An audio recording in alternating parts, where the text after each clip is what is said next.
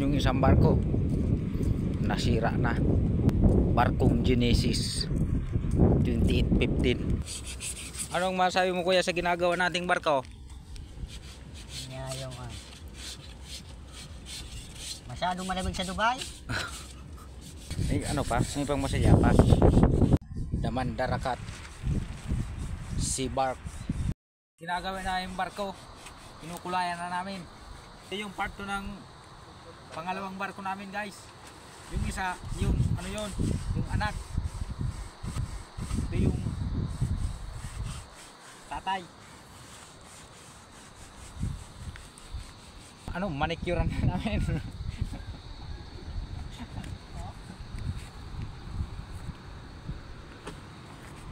ano guys yung masasabi nyo? Maganda na ba? Pugi na o anong masasabi nyo?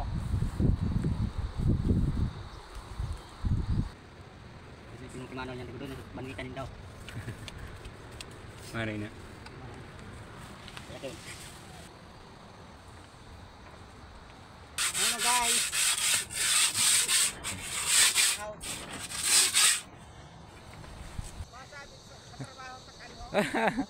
Ayan guys, nagano sila, naglambat. Tawag niyan dito sa amin bitana, yung ginuguyod-guyod ba yung pangke. Dito lang yan sa tapat namin guys, oh, sa ginagawa na yung barko. Ayan sila, oh, ayan, oh. Ayan, oh.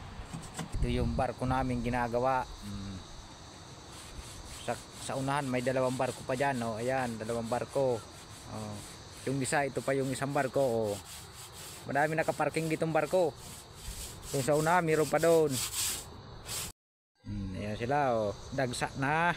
Daming huli, oh. Namumuti yung lambat. Maraming nasakop.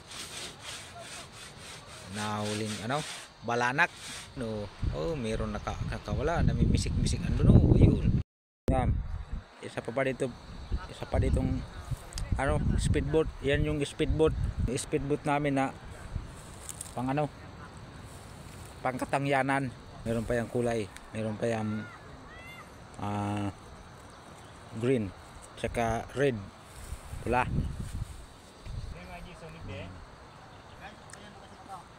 Anong masabi mo sir sa ginagawa nating barko? Pugi na ba o maganda? Meron pa yung ibang kulay. Kulay balalet. Yan sa ibabaw niyan, pink. Kulay pink yan sa ibabaw. Para malayo pa, tanaw na nila kung kaninong barko. Wow naman. Pugi na yan, no. Kunti na lang. Dito lang yan sa Bagas Bus Del Pilar. Ayan yung naglalambat. Sila Pading Christian. Dami nang nahuli. Isang ano pa lang yan, isang gitsada. Guys, pugi na siya, oh. May kulay na ang buhay. Ready na sa ano ito, Ocean Pacific, biyaheng ibang bansa. Pwede na. Kulay na ang buhay.